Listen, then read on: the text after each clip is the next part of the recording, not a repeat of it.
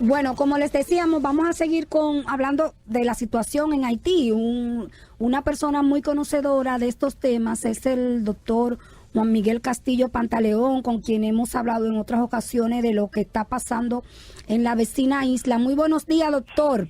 Buenos días, encantadísimo de conversar con ustedes. Doctor, estamos viendo algo que usted había dicho aquí en este programa. Las bandas criminales controlan el territorio haitiano. ¿Cree usted que ya esto se extralimitó o todavía hay algún tipo de salvación para los haitianos? Bueno, hacer un pronóstico de qué va a terminar pasando es aventurado, porque es una situación en desarrollo, con una dinámica de anarquías en distintos aspectos, que no permite prever más o menos determinar para dónde va a conducir finalmente esta crisis. Aún así, yo entiendo que no sería aventurado afirmar que todavía se puede poner peor, en razón de que no se alcanza a ver de parte de la comunidad internacional la voluntad y vocación de tratar de intervenir buscando alternativas de colaboración en la búsqueda de la paz y la construcción de mínimas condiciones para que ese Estado pueda estabilizarse. Eso no se alcanza a ver. Los norteamericanos parecieran estar mirando para otro lado, si acaso se preocupan por algo, es por rescatar a sus ciudadanos que están secuestrados. 21 días hoy. Canadá lo mismo, Unión Europea lo mismo, es decir, vemos a todo el mundo atento a sus propios intereses y dejar eso a la buena de Dios. ¿Y a qué usted cree que se debe esa apatía, doctor? Porque antes eran demasiado activos, ahora uno no entiende por qué ahora como que le dan la espalda a Haití. Porque el fondo de comercio, el capital del fondo de comercio se agotó. Recordemos que la comunidad internacional fue muy dinámica luego del derrocamiento de Duvalier, cuando los poderes imperiales estaban interesados en la colocación de una marioneta allí. No le salió bien, terminó ganando un ex sacerdote de izquierdas, anti-norteamericano, y entonces luego patrocinaron su derrocamiento. Porque esa es la raíz del problema. La dictadura de Duvalier como dictadura al fin era una verdadera ignominia, incompatible con la Carta Democrática Interamericana. Es decir, en la víspera del ascenso al poder del Partido Demócrata con Bill Clinton, pues obviamente uno de sus primeros puntos era, entre comillas, democratizar Haití, un régimen gobernado por una dinastía vitalicia, que había ya en ese momento estaba gobernada por el hijo del dictador, Baby Doc, y entonces, pero era para colocar su candidato, que era un tecnócrata ya fallecido, Marc Bazán. Esa es la verdadera razón. Pero el hombre no gana en las elecciones porque no había vivido nunca en Haití, y ganó pues Jean-Bertrand Aristide, que era profundamente antinorteamericano, y por eso patrocina su derrocamiento. Pero eso genera otras dinámicas, porque entonces las consecuencias de la inestabilidad, la inmediata es el movimiento migratorio, y como llegaron de buenas a primeras 40,000 haitianos a la Florida, eso les costaba mucho. Entonces, bueno, imponer campos de refugiados en la República Dominicana, ese fue el plan Éxodo. Gobernaba Balaguer no permite eso en gran parte es el dardo de los partos, toda la articulación de un proyecto de salida de Balaguer, que era un hombre que con muchos defectos, pero sí era un gran nacionalista. A ver, y te lo dice Castillo Pantaleón, que como cuando estuve en funciones judiciales, fui a citarlo al Palacio siendo presidente por un crimen de Estado, pero que no tiene nada que ver un tema con el otro. No voy a dejar de reconocer que ese gobernante tenía oscuridades y también luces. El asunto es que luego, cuando se colocan ahí las presiones y República y Haití termina de tocar fondo porque su poca infraestructura económica colapsa durante ese bloqueo que duró 1 año y medio, 2 años, y se da paso a lo que quedaba del régimen de Aristide. Posteriormente eso fue sucediéndose en una situación de crisis permanente. Preval, que es quien sucede luego de una cantidad de sustituciones de gobernantes que duraban menos de 1 año, desde jueces de la Suprema Corte de Justicia hasta primeros ministros impuestos. De alguna manera Preval logró estabilizar eso, pero Preval se enferma. Y en el último tramo de su mandato con cáncer es que ocurre la desgracia del terremoto del 2010, que es una catástrofe inmensa. El gobierno dominicano abre la frontera por razones humanitarias, pero eso también a nosotros nos ha creado un problema.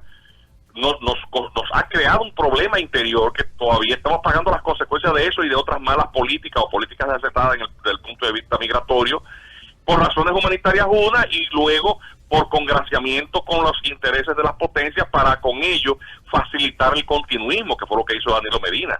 Y eso es lo que estamos viendo con la canibalización de los billones de dólares de la misericordia internacional que se recaudan para ir en auxilio de un país que perdió cientos de miles de seres humanos, la vida de cientos de miles de haitianos, en las estructuras físicas, los edificios, hasta el palacio destruido por el terremoto, un terremoto de más de 7 grados, como no guarda memoria la historia de ambas partes de la isla.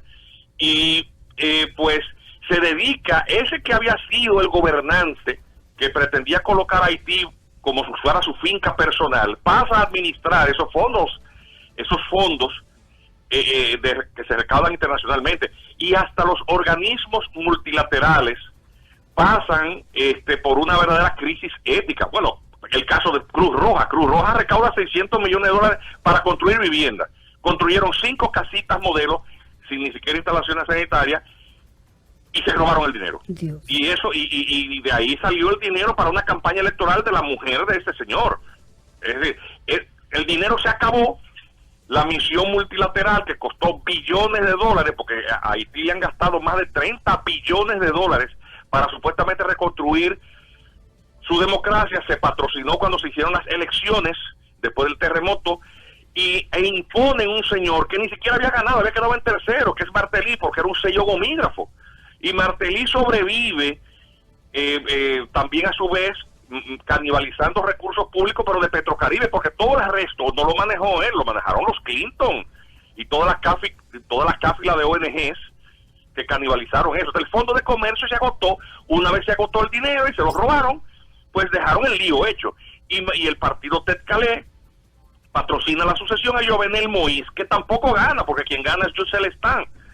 Y sigue continuando lo de Petrocaribe, pero obviamente él necesita crear su base política, termina peleándose con quienes, bueno, con los que han sido dueños de Haití tradicionalmente, los empresarios, los grupos económicos, pero él necesita financiar su propio proyecto, por eso echa manos de estos recursos, los malversa. El Senado, que está dominado por la oposición empresarial, pues obviamente lo denuncia, ahí la base política del señor, que siempre fue precaria, termina de tocar fondo porque es un presidente ladrón. Y él empieza entonces a utilizar herramientas no democráticas, para tratar de forzar su continuidad, que es reformando la Constitución de una manera distinta, haciendo que se agote el mandato de los parlamentarios para él gobernar por decreto, y utilizar una fuerza de choque irregular que patrocina o en cierta manera tolera, que es la de Jimmy Cherizier. Llega un momento en que el hombre termina pues muy solo, porque hasta esta fuerza de pandillas que le apoya, que acosa a sus adversarios, pues el Departamento de Estado la inscribe como una organización terrorista y él tiene que romper lazos con ellos. Al romper lazos con ellos, Cherizier se siente traicionado, lo deja solo, y no teniendo ni siquiera un anillo de protección, al presidente lo matan. Es eso, es el cuento largo, corto, es ese. Entonces, ¿por qué no se va a meter la comunidad internacional? Bueno, es porque el tema, al final de cuentas, no le interesa. Ya no hay nada que robar ahí. Ahí no hay más nada que llevarse. Y se tiene el deseo expreso de que la República Dominicana sea quien resuelva el problema. Con lo que no se contaba era con un secuestro masivo por parte de una de esas pandillas, porque eso genera un desorden, una dinámica de desorden que tú no puedes controlar. Entonces una pandilla, que era los 400 Marozó, se hace que practica el secuestro como una forma delictiva, casi empresarial. Ese es su negocio. Y entonces pues ya coloca la situación en otro lado. El detalle es que quien ellos identificaron originalmente como el más peligroso no es el que ha secuestrado a los ciudadanos americanos. El que los tiene secuestrados, el de la banda 400 Marozó, es otro señor, otro delincuente. la Mont Saint-Yu ese, que es, bueno, hay otros muy peligrosos también, pero ese es particularmente el que amenaza con meterle un tiro en la cabeza a cada secuestrado si no le dan $1 millón por cada uno. Entonces, ¿qué va a terminar pasando? No se sabe. El presidente no tiene presidente Haití, tiene un gobierno designado precariamente, sin legitimidad. El modelo constitucional es parlamentario, pero no hay parlamento. No hay Corte Suprema, Corte de Casación, porque también había sido cesada, ilegalmente procesada al fin, por el presidente Moïse, y la fuerza en las calles, quien las controla son las pandillas en distintos sectores, la más fuerte de las cuales es la de Cherisier, que ya está empezando a dar visos de que va para el poder porque tiene aspiraciones políticas. Le proclamas, le da un sustento semi-ideológico, se reclama como el vengador de la muerte del asesinato de Moïse, con quien se había peleado un mes antes del asesinato, reivindica la lucha de clases, habla de revolución, tiene una retórica, y muestra cierta articulación organizada, no tanto como una simple pandilla compuesta por delincuentes. Nunca había sido tan incierto. Eso es lo que viene, eso es para dónde va. El gobierno no tiene capacidad de respuesta en el terreno.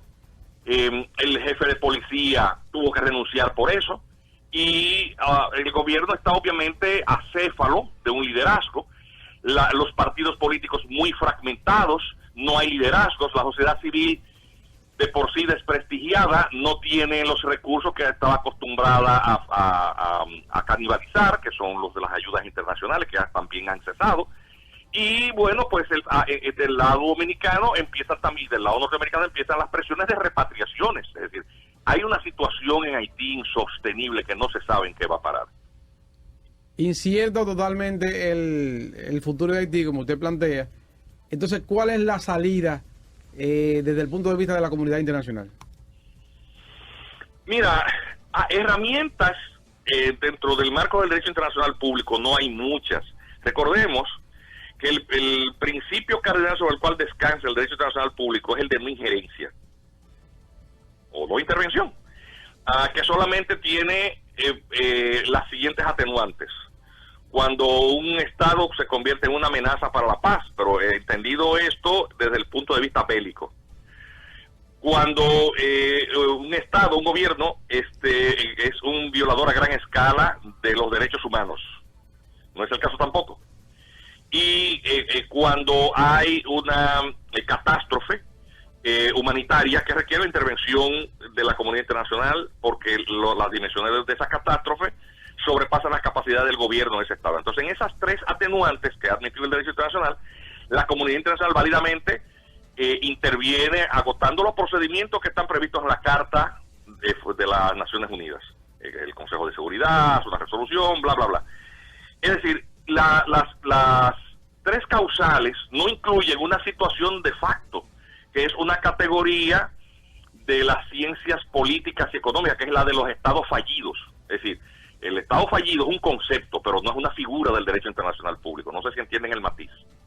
Sí. Es decir, la figura jurídica como tal no existe en el derecho internacional, y por lo tanto, el principio de injerencia no actúa en base a una supuesta incapacidad o verdadera incapacidad de un Estado de garantizar a sus, ya sea por inestabilidad política simple o por no poder satisfacer los elementos mínimos de la vida digna y del desarrollo humano. Entonces, eso como tal no faculta a la comunidad internacional a intervenir. ¿Qué me dio para instalar a la MINUSTAH?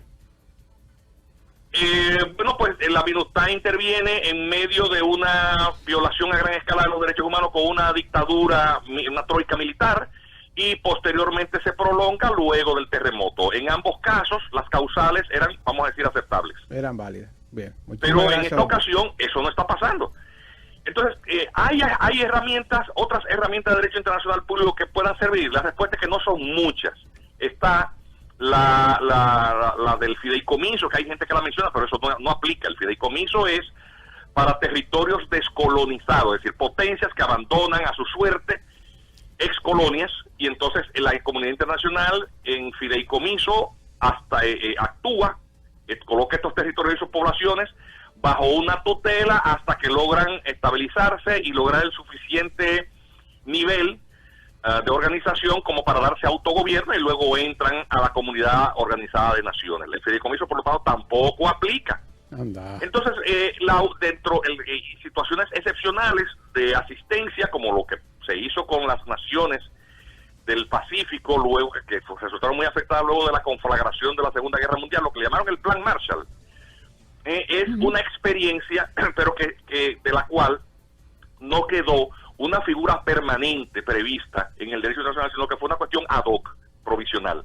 Entonces, esto es algo que nosotros hemos estudiado con detenimiento, y hace 2 años publicamos incluso, a nombre del Comité Dominicano por la Solidaridad Internacional con Haití, un resumen de un par de páginas, que hubo incluso hasta que hacer una colecta entre nosotros para publicarlo a manera de espacio pagado, como una colaboración al Estado Dominicano, en el Listín Diario, que es una propuesta en el marco del derecho internacional. Duramos muchas horas estudiando el tema. La doctora Cristina Aguiar, una jurista internacionalista, profesora en la universidad, graduada en la Sorbona de Derecho Internacional Público, doctora con su PhD, profesora en la Universidad de París, y quien les habla, y el doctor José Miguel Vázquez. Duramos muchas horas estudiando y encontramos que hay una institución que es el Consejo para el Mantenimiento de la Paz, que es una figura permanente que fue creada mediante una resolución en el año 2005 y que puede servir su estructura para ser la base de un acompañamiento de la comunidad internacional sin el desconocimiento de las competencias de las autoridades propias del país. No es una intervención stricto sensu, sino es un acompañamiento, y que podría tener un mandato ejecutivo, administrativo, de manera que no dejen los recursos internacionales ni en el monopolio de control de la comunidad internacional, que tuvimos muy mala experiencia con el caso de la MINUSTAH y lo que pasó después del terremoto, y mucho menos en manos de las autoridades locales, porque ya hemos visto lo que termina pasando, y el caso Petrocaribe es el más reciente. Entonces es una manera de utilizar una herramienta. Ojalá y el gobierno, esa sugerencia que hicimos hace 2 años, que ha quedado ahí sobre la mesa, que nadie le hizo caso, porque en este país estamos atentos a todo, menos lo que debemos estar, la retome. Que uno hizo eso con el mayor desprendimiento y desinterés, a fin de aportar pues algo de conocimiento que uno tiene en esas materias, para que sean útiles para la política exterior, sin el ánimo de estar buscando ni principalías, ni protagonismo, ni empleo. Porque también es bueno que se entienda que ese tipo de cosas uno viene haciéndolo desde hace muchos años de la manera más desinteresada. Ojalá pueda hacernos llegar ese documento, doctor. Sí, con gusto. Estamos llegando al final del programa, doctor. Gracias por sus valiosos comentarios. De verdad que aprendemos mucho del tema haitiano con sus intervenciones.